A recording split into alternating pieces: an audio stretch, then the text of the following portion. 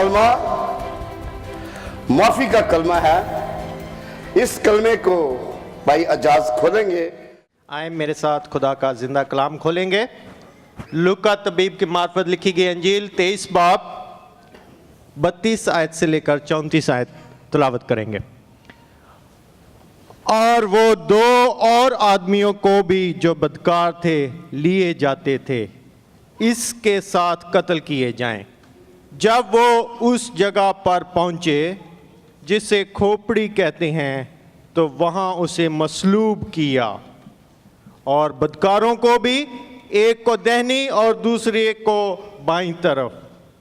यस्सु ने कहा, ए बाप, इनको माफ कर, क्योंकि ये जानते नहीं कि क्या करते हैं। अजीजों, ये यस्सु मसीह की जुबान मुबारक से निकला हुआ पहला कलमा जो सलीबी मौत के दरमियान आया था, वो यीशु मसीह ने फरमाया कि ए बाप, इनको माफ कर, क्योंकि ये जानते नहीं कि क्या करते हैं। हालेलुया। आमतौर पर गुड फ्राइडे में सलीबी कलमात बोले जाते हैं, क्योंकि यही वो कलमात होते हैं जो हमारी जिंदगियों के लिए मिशल राह और पूरी बाइबल का निचोड़ है। आए इस कलमे को देखने की कोशिश करें कि यीशु मसीह ने जब कहा, ए बाप, इनको माफ कर, क्योंकि ये जानते नहीं क्या करते हैं, उस वक्त क्या सियाको सबाक थे, उसमें क्या पाकरू की मर्जी थी। आए देखें इस कलमे को। इसका मजमून है माफी का कलमा, और ये उस वक्त बोला गया है जब यीशु मसीह को खोपड़ी की जगह पर ले जाया गया।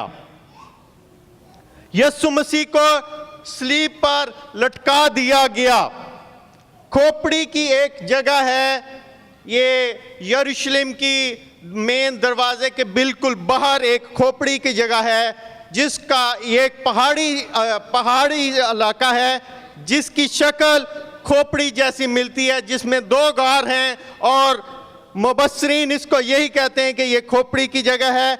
वहां पर यीशु मसीह को लटकाया गया, क्योंकि ये शहर के बिल्कुल करीब है, और रोमी हुकूमत की ये ख्वाहिश होती है कि जो भी बड़ा कैपिटल पनिशमेंट है या बड़ा क्रिमिनल है, उसको पब्लिक के सामने लटकाया जाए, ताकि सब लोगों को इससे इबरत मिले।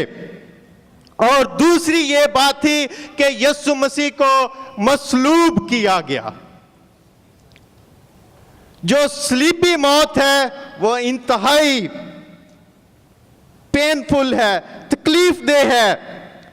अजीजों, अंदाजा करें कि जब यीशु मसीह को स्लीप पर लटकाया जाता है, उसके हाथों में कील लगाए जाते हैं, तो पूरा वजन जो है वो उन कीलों पर बर्दाश्त हो रहा है। पूरे हाथों के जोड़, कलाइयां, पट्टे वो टूट रहे होते हैं। उस वक्त शदीद दुख की हालत में है यीशु मसीह। उस वक्त लोग हमेशा चलाते हैं, चीखते हैं, लेकिन यीशु मसीह नहीं चलाए। यीशु मसीह ने बोला, ए बाप, इनको माफ कर, क्योंकि ये जानते नहीं कि क्या करते हैं। क्योंकि अभी जो हवाले पढ़े गए हैं, भाई सोहेल ने पढ़ा है, सिस्टर ने पढ़ा है, वो पूरी एक सलीबी सफर है, जहां देखा गया है कि रोमी सिपाहियों ने उसके कपड़ों पर कैसे कुर्रा डाला, उसकी कमर में कैसे कोड़े मारे गए, उसके सरदार काहिनों, फिकियों और फरीसियों ने और बुजुर्गों ने मिलकर उसको ठट्ठे मारे कि इसने औरों को बचाया, अपने आप को नहीं बचा सकता। हत्ता के राह चलने वाले सर हला कर लान तान करते थे और उसको कहते थे, इस मकदस को 3 दिन वाले बनाने वाले अपने तय नीचे उतरा। ये तमाम सियाको सबाक थे, लेकिन यीशु मसीह ने इन तमाम हालात में, उन तमाम लान तान को सुनने के बावजूद फरमाया, ए बाप, इनको माफ कर, क्योंकि ये जानते नहीं कि क्या करते हैं। हत्ता के वो डाकू भी जो लान तान कर रहे थे, रोमी सिपाही जब कोड़े मारते हैं, उसके कांटों पे ताज लगाते हैं, हजारों की तादाद में जो लोग उसको लान तान कर रहे हैं, यीशु मसीह अपनी सलीब से नीचे निगाह करते हैं और कहते हैं, ऐ बाप इनको माफ कर, क्योंकि ये जानते नहीं क्या करते हैं। अजीजों, इसका एक और पहलू ये निकलता है, ये मसीही मोहब्बत है। आज तक कोई ऐसी मसीही मोहब्बत दिखा नहीं सकता। यीशु मसीह ने कहा कि अपने दुश्मनों से मोहब्बत रखो। यीशु मसीह ना सिर्फ ये प्रीच की है, यीशु मसीह ने ना सिर्फ हमें बताया है, आज वो सलीब पर खुद करके दिखाया है कि ऐ बाप ये दुश्मन है, लेकिन इनको माफ कर, क्योंकि ये जानते नहीं कि ये क्या करते हैं। यशायाह नबी के मार्फत पेशन गोई लिखी गई थी, क्योंकि उसने अपनी जान मौत के लिए अंडेल दी और खताकारों के साथ शुमार किया गया, तो भी उसने बहुतों के गुनाह उठा लिए और वो खताकारों के साथ गिना गया। यह एक यशायाह नबी की पेशन गोई थी जो यीशु मसीह ने अपनी जिंदगी में पूरी की। हत्ता कि यह मिसाल आगे चलती है। स्टीफनस जो कहता है, जब उसको कोड़े मार रहे थे तो वो जुबान से बोलता है कि ऐ खुदा ये गुनाह इनके जुम्मे ना लगाना।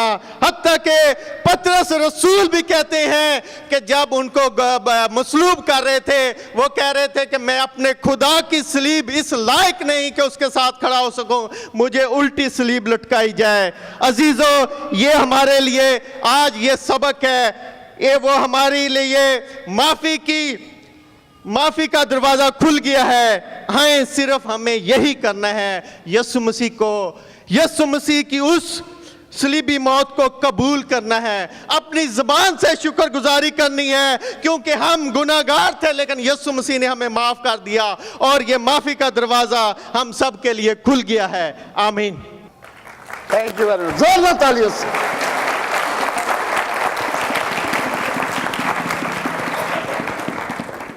खुदावंद यीशु मसीह के बबरकत अजीम और जलाली नाम में आप सबकी सलामती हो।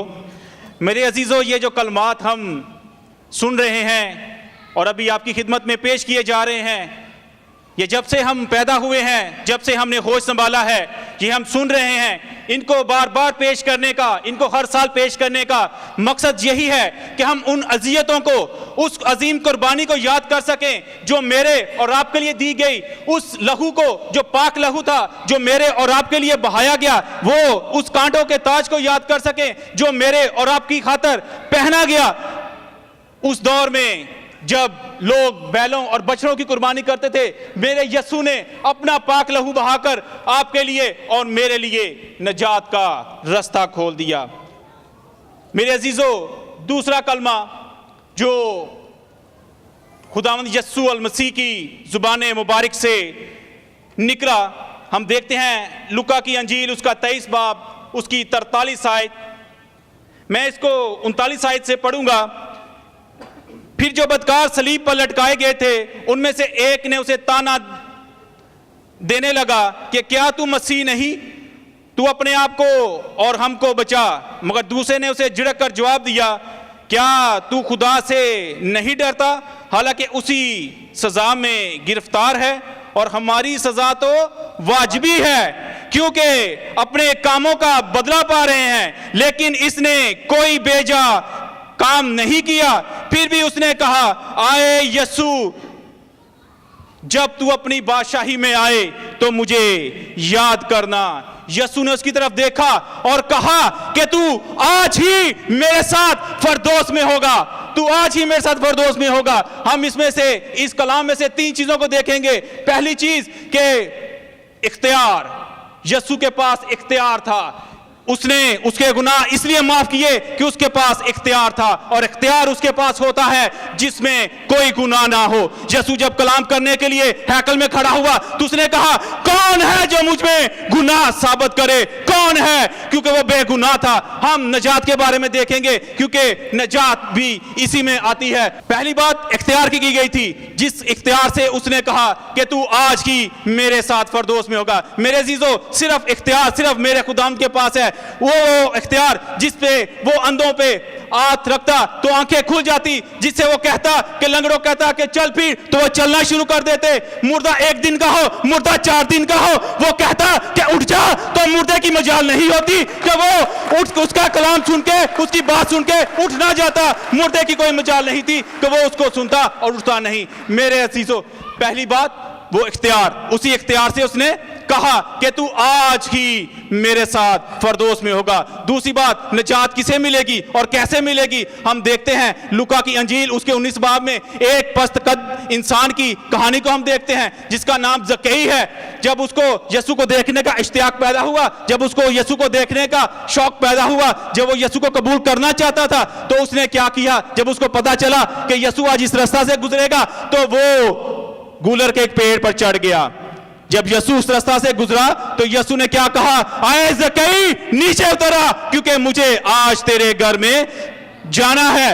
लोग, जब वो उसके घर में चला गया, लोग बुड़बुड़ाना शुरू हो गए, लोग ये कहना चलाना शुरू हो गए कि ये कैसा नबी है, ये कैसा पैगंबर है, ये कैसा रसूल है, ये नहीं जानता कि ये तो गुनाहगार है, ये तो मसूल लेने वाला है। जब ज़क्कई ने ये बातें सुनी तो उसने कहा, आए मालिक, आए आका, आए उस्ताद, मैं अपनी जायदाद का आधा हिस्सा इन गरीबों को देता हूं, और अगर किसी का नाहक लिया है तो उसको उसका 4 गुना वापस करता हूं। ये खुदावंद यीशु मसीह मुस्कुराए और कहा, आज इस घर में नजात आई है, क्योंकि इब्ने आदम खोए हुओं को ढूंढने और नजात देने आया है। मैं इसलिए नहीं आया कि किसी को मुजरिम ठहराऊं, मैं इसलिए आया कि मैं नजात दूं। अगर यूहन्ना 12 बाब उसकी 47 आयत में देखते हैं तो उसमें लिखा है, खुदावंद ने बेटे को इसलिए नहीं भेजा कि वो सजा का हुक्म करे, बल्कि इसलिए भेजा कि तमाम कौमें, तमाम उम्मतें उसके वसीला से नजात हासिल कर सके। हमने उसके वसीला से नजात हासिल की। अब नजात देखेंगे, नजात हमें मिलेगी कैसे? तमाम लोग, तमाम अंबिया इस बात की मुनादी करते रहे कि नजात कौन दे सकता है। जिस रात यीशु पकड़वाया जाने वाला था, इस बात को बताने लगा हूं कि जिस रात वो पकड़वाया गया था, अगर हमारी नजात का कोई और वसीला होता तो यीशु को उस कोहे कलवरी के मकाम पर ना लटकाया जाता। जिस रात वो पकड़वाया जाने लगा था, उस रात वो अपने बाप के पास गया। 1 बार नहीं, 3 बार वो अपने बाप के पास गया कि अगर हो सके तो ये प्याला मुझसे टल जाए, अगर हो सके तो ये प्याला मुझसे टल जाए, क्योंकि हम देखते हैं कि और किसी के वसीला से नजात नहीं। बाप चुप रहा, बाप खामोश रहा, क्योंकि उसको पता था कि किसी और के वसीला से नजात नहीं है, क्योंकि आसमान के तले आदमियों को कोई दूसरा नाम बख्शा नहीं गया जिसके वसीला से नजात मिल सके। सिर्फ वाहिद यीशु ही है जिसके वसीला से हम नजात पा सकते हैं, क्योंकि उसने कहा, दरवाजा मैं हूं, जो मुझसे जाएगा, जो मुझसे दाखिल होगा, वो नजात पाएगा। मेरे अजीजों, दरवाजा वो है जो उसको कबूल करता है, वो उसमें आएगा और जाएगा और नजात पाएगा। इसी वसीला से, इसी हक से, इसी ईमान से उस डाकू ने भी यीशु से कहा कि अगर कि जब तू अपनी बादशाही में आए, उसको नहीं पता था ये मालिको हालक है, ये मालिक है, ये तो क़यामतुल मसीह है, ये तो अंगूर का वो दरख्त है जिसकी बेल कभी भी सूखती नहीं है। ये तो वो खुदावंद है जो इस बात में कुदरत रखता है कि वो आज ही मुझे कहता है कि तू आज ही मेरे साथ फरदौस में होगा। तमाम जितने भी मसाहब हैं, जितनी भी किताबें हैं, वो इस बात में मुत्तफिक हैं कि अगर हम अच्छे अमाल करेंगे, अगर हमारे काम अच्छे होंगे तो हम निजात पाएंगे। मगर मेरे अजीजों, मैं आपको बताना चाहता हूं कि हमारे यीशु का फलसफा ही अलग है, दीन मसीहत का फलसफा ही अलग है। इसमें हम देखते हैं कि जो जुबान इकरार करेगी, जो यीशु का नाम लेगी, वो नजात पाएगी, और नजात सिर्फ और सिर्फ यीशु के नाम में है। आज हमें सोचने की जरूरत है कि हमने उसे किस तरह नजात लेनी है। क्या हमने उस डाकू की तरह नजात लेनी है जो ताना दे के कह रहा है कि अगर तू खुदा का बेटा है तो अपने आप को बचा और मुझे भी बचा, हमें भी बचा। मगर क्या हमने उसकी तरह नजात लेनी है या दूसरे डाकू की तरह नजात लेनी है जिसने कहा कि जब तू अपनी बादशाही में आए तो मुझे याद करना। खुदावंद ने कहा, तू आज ही मेरे साथ फरदौस में होगा। मेरे अजीजों, फैसला आपके हाथ में है कि हमने किस तरह नजात लेनी है। खुदावंद आप सबको बरकत दे। आमीन। हालेलुया। Thank you Jesus. मसीह यस्सु में आप सबको मेरा सलाम। आज का दिन मसीह यस्सु की मसलूबियत का दिन, आज का दिन अजीम कुर्बानी का दिन, आज का दिन बनी नौ इंसान के किरमजी गुनाहों की मुखलसी का दिन, आज का दिन खुदा और इंसान के फिर मलाप का दिन। सलीबी कलमात वो अल्फाज जो मसीह यस्सु के मसलूबियत के वक्त उन्होंने सलीब से उनकी ज़ुबान मुबारक से निकले, उनको सलीबी कलमात के नाम से जाना जाता है। और तीसरा कलमा मोहब्बत का कलमा। ये कलमा मुझे और आपको मोहब्बत का, इंसान की और खुदा की मोहब्बत का दर्स देता है। माँ और बेटे की मोहब्बत को बयान करता है। और वो औरतें जो गलील से खुदावंद यस्सु मसीह के लिए उस गिलगिता के मकाम पर सलीब के नीचे आई, ये उनकी यस्सु मसीह से मोहब्बत को बयान करता है। और इसका शागिर्द यूहन्ना जो यस्सु मसीह की सलीब के नीचे आया, उसकी यस्सु मसीह के साथ मोहब्बत का बयान करता है। अजीजों, इस कलमे का बयान हमें यूहन्ना रसूल की इंजील उसका 19 बाब उसकी 25 आयत से 27 आयत में मिलता है।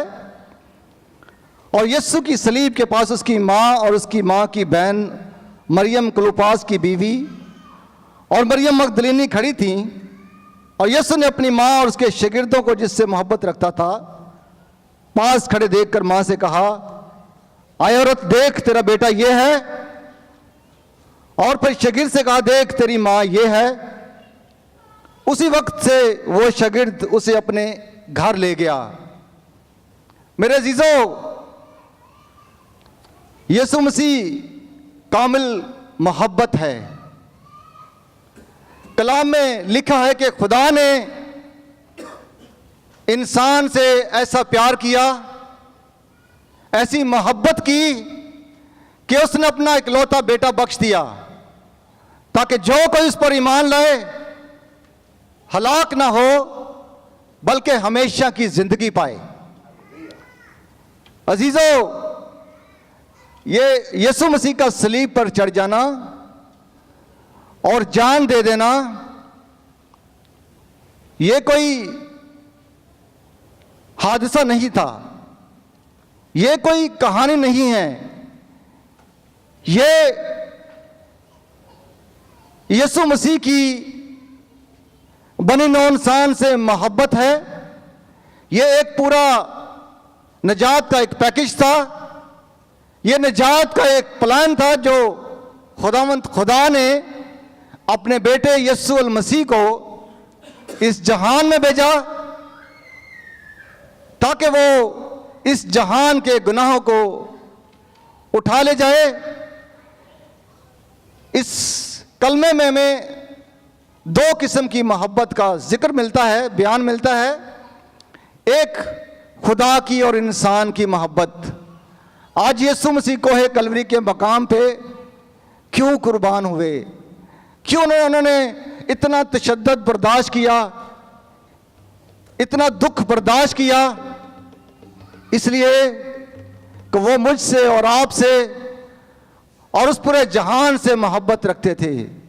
यही वो सबब है जिसके सबब से खुदा ने अपने बेटे को इस जहान में भेजा, ताकि वो मेरे और आपके गुनाहों की खातिर सलीब पर कुर्बान हो।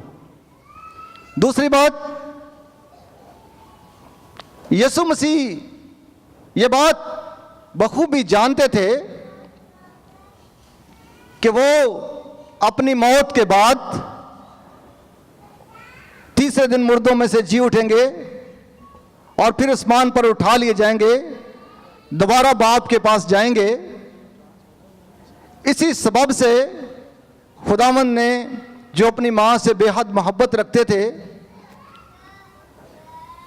उन्होंने जब इस हालत में अपनी मां को देखा, जब यीशु मसीह पर यहूदियों ने, फकीयों फरीसियों ने यीशु मसीह पर तशद्दुद किया, उसके कोड़े लगाए, उसके सर पे कांटों का ताज रखा, उसकी दाढ़ी नोची गई, उसके मुंह पर थूका, उसे रगवानी चोगा पहनाया और उसे लान तान की, ये सब कुछ उस मां ने अपने बेटे के लिए देखा। और ये एक बहुत बड़ा गम, बहुत बड़ा दुख था उस मां के लिए। वो मां जो गमों से चूर उस सलीब के नीचे खड़ी थी, अपने दुख को बर्दाश्त ना कर सकी, और गमों से चूर उस मां ने जब यीशु मसीह की नजर अपनी मां पर पड़ी, तो चूंकि वो इंसान थे, इंसान के रूप में आए थे, तो उन्होंने अपनी मां पर नजर की और कहा, देख तेरा बेटा ये है। और फिर अपने शागिर्द जिससे यीशु मसीह मोहब्बत रखते थे, यूहन्ना जिससे खुदावंद यीशु मसीह बेहद मोहब्बत रखते थे, उसे कहा, देख तेरी मां ये है। और अपनी मां को अपनी मौत से कबल यीशु मसीह ने अपने इस दुनिया में रहते हुए अपने फ़राइज़ को अंजाम दिया और अपनी मां को अपने शागिर्द के सुपुर्द किया। और लिखा है कि वो उसी वक्त उसको अपने घर में ले गया। अजीज़ों, ये सलीब का तीसरा कलमा, मोहब्बत का कलमा, मुझे और आपको ये दर्स देता है, मुझे और आपको ये सिखाता है कि हमें यीशु मसीह से, जिस तरह उसने हमसे मोहब्बत की, हमें भी यीशु मसीह से मोहब्बत करनी चाहिए। इसी तरह हमें एक दूसरे से मोहब्बत करनी चाहिए। और हमें ये कलमा हमें ये दर्स देता है कि हमें अपने माँ बाप से मोहब्बत करनी चाहिए, हमें अपने माँ बाप के साथ फरमाबरदारी के साथ चलना चाहिए, हमें अपने माँ बाप की फिक्र करनी चाहिए। खुदावंद इस कलमे के वसीला से आपको बरकत दे। थैंक यू वेरी मच, जोरदार तालियों से।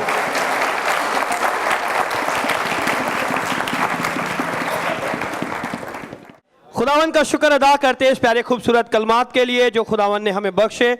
इस कलमे को हम बचपन से सुनते आ रहे हैं और मैं आप सबसे गुजारिश करूंगा ज़रा गौर से सुनिएगा, क्योंकि जो मुकाशवा खुदावन ने मेरी ज़िंदगी में खोला, आज वो मुकाशवा खुदावन आप सबकी ज़िंदगी में भी खोलने की कुदरत रखता है। क्योंकि ये सारे प्यारे जुम्मे को हम गुड फ्राइडे के नाम से जानते हैं, और गुड फ्राइडे यानी कि आज का जो दिन था, इसमें सारी कुर्बानियों का खात्मा किया गया। इसके बाद कोई कुर्बानी नहीं थी, क्योंकि खुदावन यीशु ने सारी कुर्बानियां हमेशा हमेशा के लिए एक ही दफ़ा ख़त्म कर दी। और जो कफ़ारे की कुर्बानी थी, जो कफ़ारा दिया जाता, जिसे अटॉनमेंट भी कहते हैं, उस कुर्बानी के लिए जो काहिन था वो सरदार काहिन होता था, और सरदार काहिन ही इस कुर्बानी को करता था।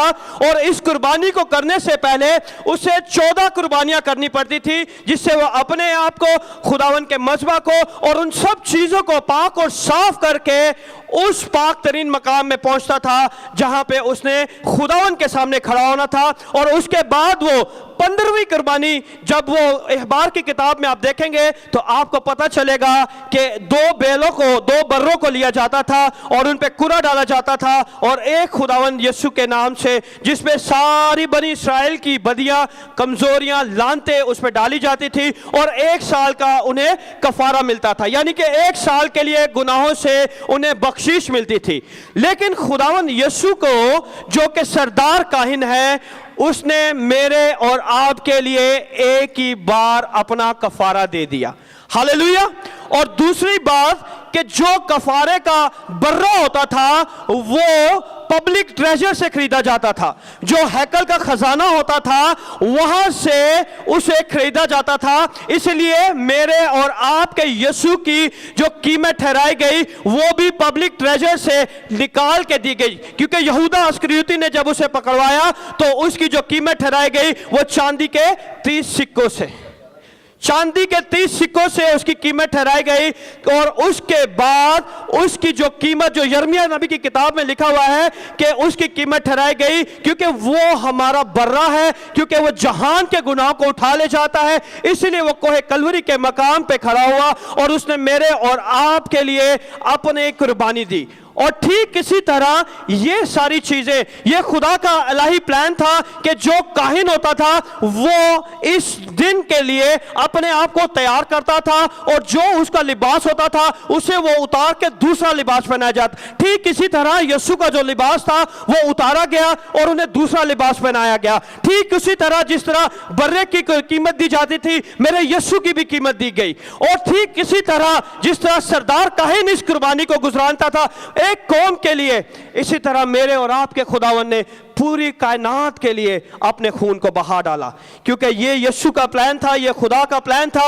और इस कुर्बानी में काहिन के साथ कोई दूसरा काहिन नहीं होता था, इसीलिए जब यीशु पकड़वाया गया तो सारे शागिर्द भाग गए थे, कोई शागिर्द यीशु के पास उसके साथ नहीं था। और ठीक इसी तरह हम देखेंगे मत्ती रसूल की अंजील उसका 28वां बाब और उसकी 45वीं आयत, और उसमें लिखा हुआ है, और दोपहर से लेकर तीसरे पहर तक तमाम मुल्क में अंधेरा छाया रहा। तीसरे पहर के करीब यीशु ने बड़ी आवाज से चलाकर कहा, एली एली लमा शबक्तिनी, यानी आए मेरे खुदा, आए मेरे खुदा, तूने मुझे क्यों छोड़ दिया। इस लफ्ज को हम बचपन से सुनते आ रहे हैं और हम यही सोचते हैं कि खुदावन ने अपने बेटे को छोड़ दिया। आज खुदावन का मुकाशवा, आज खुदावन का पाखरू मुझे और आपको यह सिखाना चाहता है कि जो खुदावन कहता है कि मैं बाप में हूं और बाप मुझ में है और जो कुछ मैं करता हूं वो बाप की मर्जी से करता हूं, क्या यह मुमकिन है कि यहां पे बाप अपने बेटे को छोड़ दे? कभी हमने इस बात के ऊपर सोचा है क्या मेरा बाप मुझे छोड़ सकता है, जिसके बारे में वो कहता है कि मैं जो कुछ करता हूं? अगर आप यूहन्ना रसूल की अंजील उसका 14 बाब उसमें देखें तो फिलिप्पस ने कहा कि आए यीशु हमें बाप को दिखा, और यीशु ने कहा कि बाप मुझ में है और जो मैं करता हूं वो बाप की मर्जी से करता हूं। और ये जो अल्फाज जो एली एली लमा शबक्तिनी है, ये अरबी ज़बान के अल्फाज हैं और इसका मतलब है आए मेरे खुदा, आए मेरे खुदा, तूने मुझे क्यों छोड़ दिया। और ठीक इसी तरह यही अल्फाज ज़बूर की किताब उसके 22वें बाब और उसकी पहली आयत में है कि आए मेरे खुदा, आए मेरे खुदा, तूने मुझे क्यों छोड़ दिया। खुदावन यीशु ने जो अल्फाज कहे वो सिचुएशन को छोड़ थी, और ज़बूर की किताब में जो अल्फाज कहे गए वो सिचुएशन को छोड़ थी। और जो खुदावन यीशु ने अल्फाज कहे उसका इब्रानी में जो मेन टाइटल था वो है एली एली लमा शबक्तिनी, और जो ज़बूर की किताब में सेम ट्रांसलेशन है कि आए मेरे खुदा, आए मेरे खुदा, तूने मुझे क्यों छोड़ दिया, उसका जो इब्रानी जुबान में है वो एली एली लमा अज़बक्तानी है। गौर से सुनिएगा कि दोनों के जो ट्रांसलेशन है वो यही है कि आए मेरे खुदा, आए मेरे खुदा, तूने मुझे क्यों छोड़ दिया। लेकिन जो इब्रानी में है वो इसके लिए एली एली लमा शबक्तिनी है, और जो ज़बूर की किताब है उसके लिए लिखा गया है एली एली लमा अज़बक्तानी, यानी कि आए मेरे खुदा, आए मेरे खुदा, तूने मुझे क्यों छोड़ दिया।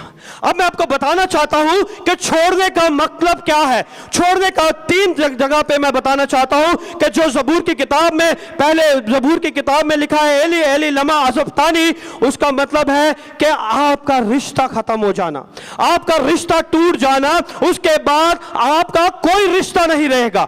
उसके बाद आप यानी कि उसे तलाक कह सकते हैं कि तलाक हो गई और आपका कोई रिश्ता नहीं। इसका मतलब है कि आइंदा से मेरा रिश्ता आपके साथ नहीं। और इसके बाद अगर हम देखें कि मैं अगर यहां से कुछ चीज बांटना चाहूं तो मैं बीच में से एक शख्स को छोड़ दूं और बाकियों को दे दूं, तो यह भी है कि तूने मुझे क्यों छोड़ दिया।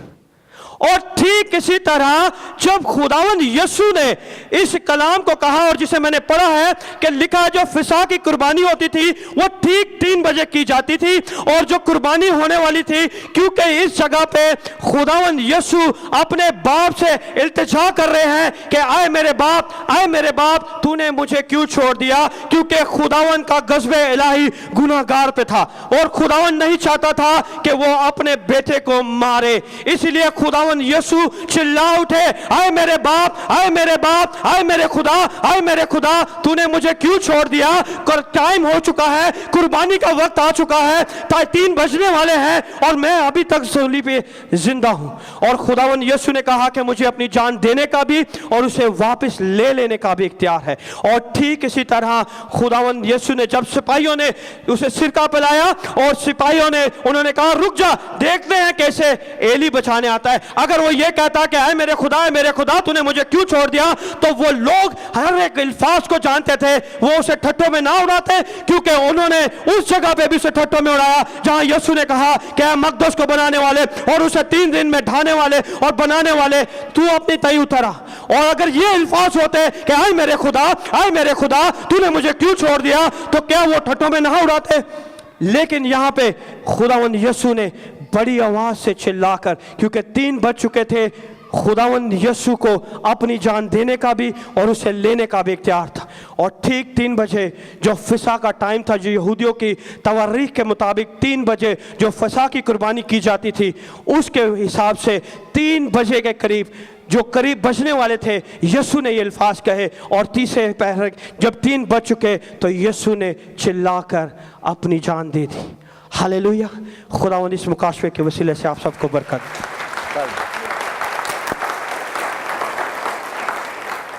यूहन्ना की इंजील उसका 19 बाब और उसकी 28 आयत में यूं लिखा है, इसके बाद जब यीशु ने जान लिया कि अब सब बातें तमाम हुई ताकि नविश्ता पूरा हो, तो कहा कि मैं प्यासा हूं। हालेलुया। अज़रूए बाइबल कलमात या कलमा के मायने जो हम देखते हैं, वो मुंह से निकले हुए अल्फाज को कलमा बोला जाता है। सलीब पर लटके हुए यीशु के मुंह से जो भी बात निकली वो पुरमायनी गुफ्तगू थी। हालेलुया। अगर हम उर्दू जुबान में देखें तो हम देखते हैं कि लिखा है मैं प्यासा हूं। यह 3 अल्फाज का मजमुआ है। और इसी तरह हम अगर ग्रीक में देखें, यूनानी जुबान में जो प्यास के लिए लफ्ज यूज हुआ है वो है डिप्सो। और इसके लिए जो कंप्लीट लफ्ज है मैं प्यासा हूं, लिगे डिप्सो, यानी प्यास की शिद्दत। हालेलुया। हमें यह जानना है कि आखिर यह प्यास की शिद्दत क्या है, क्यों यीशु को यह बात बोलनी पड़ी कि मैं प्यासा हूं। बाइबल के मुख्तलिफ मुसन्निफीन, आलम निगार, रसूल, पैगंबर, मुबद्दर, जितने भी आलम थे, मुबद्दर थे, मसीह की प्यास को मुख्तलिफ अंदाज में इन्होंने बयान किया है। लेकिन मैं जब इस बात पर गौर करने लगा कि इस प्यास के अंदर क्या वो बात है कि यीशु ये कहता है मैं प्यासा हूं, तो मुझ पर यह बात खुलने लगी। वो जो खुद समुंदर के पानियों को 2 टुकड़े कर देने वाला, वो जो पानियों के शोर और तूफानों को एक ही झिड़की में 2 टुकड़े कर देने वाला और पानियों के सीनों पर पांव रखकर चलने वाला, आज वो क्यों ये कहता है कि मैं प्यासा हूं? गौर करने वाली बात है। तो मेरा ध्यान पाकरू मुझे सिखाने लगा, सामनी औरत यूहन्ना की इंजील उसके 4 बाब और 6 आयत में जब यीशु ने सामरी औरत को देखा और यीशु ने कहा मुझे पानी पिला। हालेलुया। असल में यीशु जो है वो क्या समझाना चाह रहा था? यीशु किस प्यास के बारे में आज इस सलीब पर जो वो मसलूब हो रहा है, वो हमें क्या बताना और क्या सिखाना चाहता है? हम जब इस 5वें कलमे पर गौर करते हैं तो हम देखते हैं कि इसमें हमें 2 बातें नजर आती हैं। यीशु मसीह की ज़ाते अलहुयत और ज़ाते बशरियत का इत्तेहाद नजर आता है। दोनों तरह से प्यास को जानना है, अलहुयत की प्यास और बशरियत की प्यास। इन दोनों बातों के अंदर जो है वो मुकाशवा है। अलहुयत की जो मामूरी है, जो अलहुयत की मामूरी जो है वो उसके अंदर की तलब है, अंदर की प्यास है, प्यास जिसे शिद्दते आरजू, तमन्ना, ख्वाहिश बोला जाता है। उसकी तमन्ना क्या थी, उसकी शिद्दते आरजू क्या थी? उसने कहा, ऐ बाप इनको माफ कर क्योंकि ये नहीं जानते। ऐ बाप, यह उसकी शिद्दते आरजू थी, यह उसकी अलहुयत, यह उसकी अलहुयत आरजू थी। हालेलुया।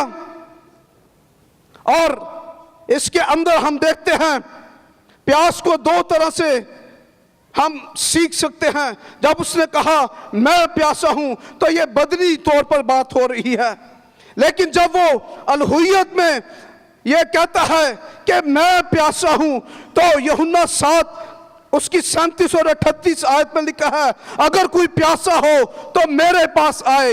ये अलहुयत है, ये मुकाशफा है, अलहुयत की प्यास। अगर कोई प्यासा हो तो मेरे पास आए क्योंकि वो जिंदगी की रोटी है।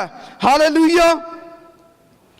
और जब हम इब्रानियों 2 बाब और उसकी 12 आयत में देखते हैं तो लिखा है कि ईमान के बानी और कामिल करने वाले यीशु को तकते रहो, जिसने उस खुशी के लिए जो उसकी नजरों के सामने थी, आरजुए अलहुयत, आरजुए शिद्दते आरजू जो उसकी नजरों के सामने थी, वो यही थी कि रूहों की निजात का काम हो, रूहें बच जाए, रूहें निजात पाए। आज की यीशु की जो प्यास है वो यही है, वो यही कलाम है कि गुनाहगार ना रहे, निजात पाए और वो मसीह मसलूब को जान जाए और उसको कबूल करे जो निजात दहिंदा है, जो हमारे गुनाहों के लिए मसलूब हुआ है और वही है जो तीसरे दिन जिंदा हुआ है। हालेलुया। और वो हमारे लिए है। आज उसकी अलहुयत की प्यास ही की वजह से आप सब यहां मौजूद हैं। Hallelujah. Praise the Lord. Happy good Friday, happy glorious day. आमीन। हालेलुया। Praise the Lord. आए अपनी आंखें बंद करें, दुआ करें। आसमानी बाप, मैं खाकी हूं और खाक से लिया गया हूं, और खाकी का क्या काम है वो तेरे मुंह की बातों की तशरीह कर सके। अपने पाक रूह को हंडेल जो इस मिट्टी के बर्तन को इस्तेमाल करे और अपने लोगों को सुनने वाले कान बख्शना, यीशु के नाम में आमीन। अन्ना राजा दुश्मन नगरी, अन्ना राजा दुश्मन नगरी, कौन सुने फरियादा, डेग सलीब दे उत्ते बेदर्दी, ठोके किल जलादा। जावा मैं किदे वल जावा, मरियम रो रो हाल गवाया, आखे चैन ना पावा। ये जो वाकया खोपड़ी के मकाम पर, गलगत्ता की पहाड़ी पर खुदावन यीशु अल मसीह की मसलूबियत, ये कोई हादसा नहीं था। ये खुदा के ऐन प्लान के मुताबिक ऐसा हुआ। और याद रखें कि खुदा ने, क्योंकि ये छठा कलमा है जिसको पास्टर जी ने ऑलरेडी बयान किया कि तमाम हुआ। और क्या हुआ? याद रखें कि खुदा ने बुजुर्ग मूसा के जरिया से कौम बनी इस्राइल को 7 ईदें जो थी वो दी थी, और वो 7 ईदों में से एक ईद ऐसी थी जिसका जिक्र बाइबल मुकद्दस के अंदर बारहा दोहराया गया है, और जिसका नाम था ईदे फसा। और ईदे फसा ये जो है ये इसका आगाज जो है कौम बनी इस्राइल को जब मुल्क मिस्र से बाहर निकाला गया तो उस वक्त इसका आगाज हुआ और खुदावंद खुदा ने बुजुर्ग मूसा के जरिया कौम बनी इस्राइल से कहा कि जिस महीने से आप मुल्क मिस्र से निकल रहे हैं ये तुम्हारे लिए साल का पहला महीना हो। और यहां से खुदा ने उनको एक कैलेंडर भी दिया। और याद रखें कि यहूदी दस्तूर के मुताबिक ईद फसा के ऊपर 10 नस्यान को बर्रा जो है वो अपने घर में लाते थे और 4 दिन उस बर्रे को एग्जाम किया जाता था, उसको देखा जाता था कि उस बर्रे के अंदर क्या कुर्बानी की सारी सफात जो हैं वो उसके अंदर मौजूद हैं।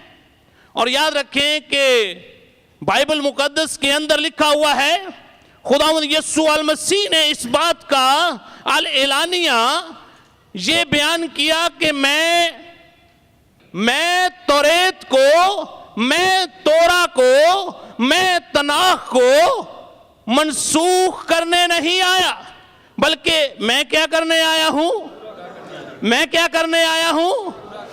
और शरीयत के मुताबिक ये था कि 10 नस्यान को बर्रा अपने घर में लाया जाए और खानदान के मुताबिक उसको एग्जाम किया जाए और 4 दिन के बाद यानी कि 14 नस्यान को ईद फसा जिसका शायरबानी के साथ तल्लक है उस दिन शाम को खानदान के मुताबिक वो बर्रा कुर्बान किया जाता था। खुदा आपको सबको इस कलाम के वसीला से बरकत बख्शे, आमीन। God bless you.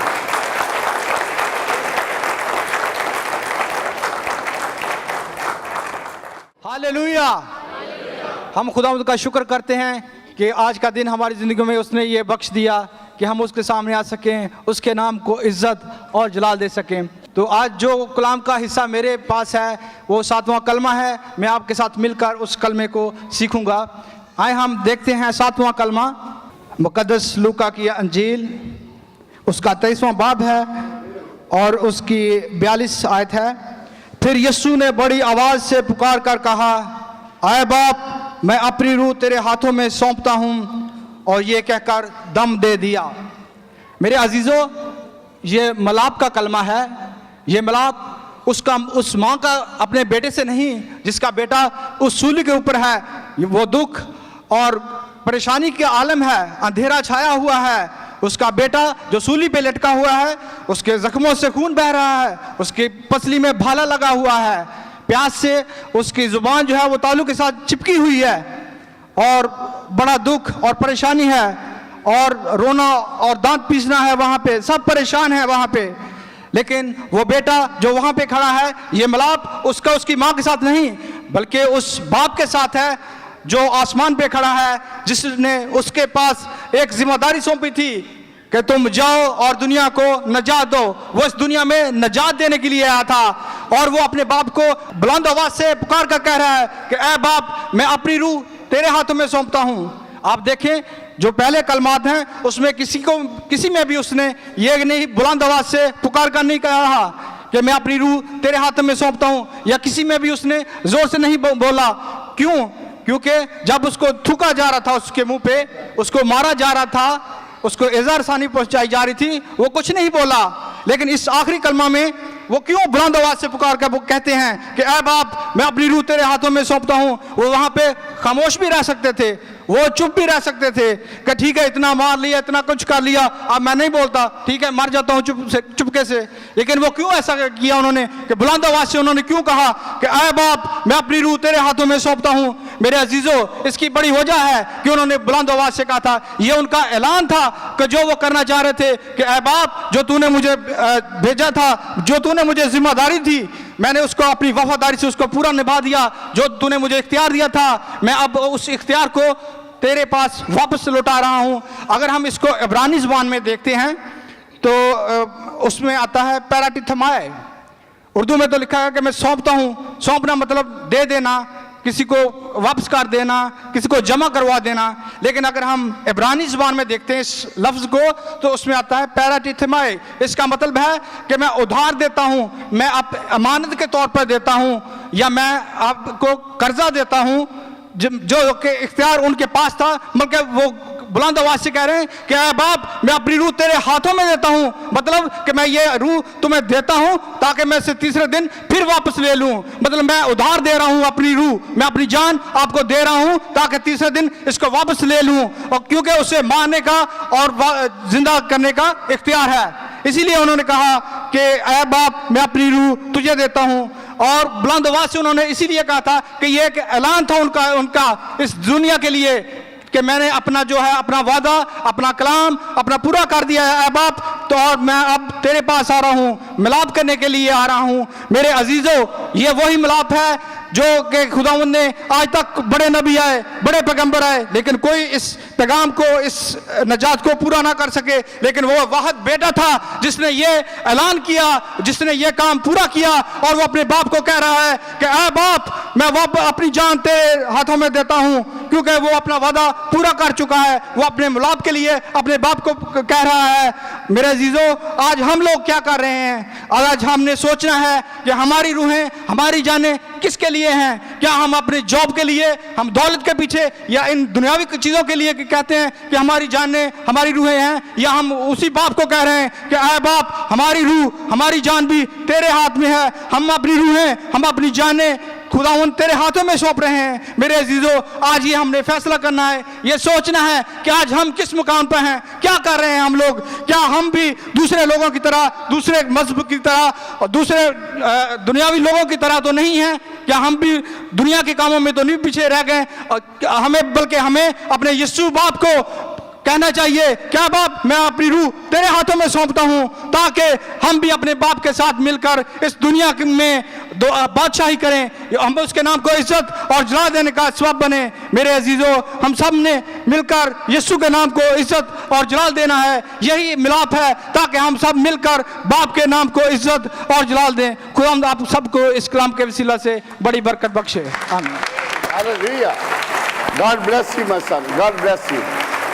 आए हम सब खड़े होकर इन खादमों को, सातों खादमों के लिए बड़ी खुदा की गर्मजोशी से तालियों के साथ इनका इस्तकबाल करें, जिन्होंने बड़ी पाकरू की मर्जी से, पाकरू की कुव्वत से, पाकरू के जलाली ताजा मस्सद से इनको भरा। इनकी तरफ सब हाथ उड़ाए, सब हाथ उड़ाए। इनके लिए हम दुआ करेंगे।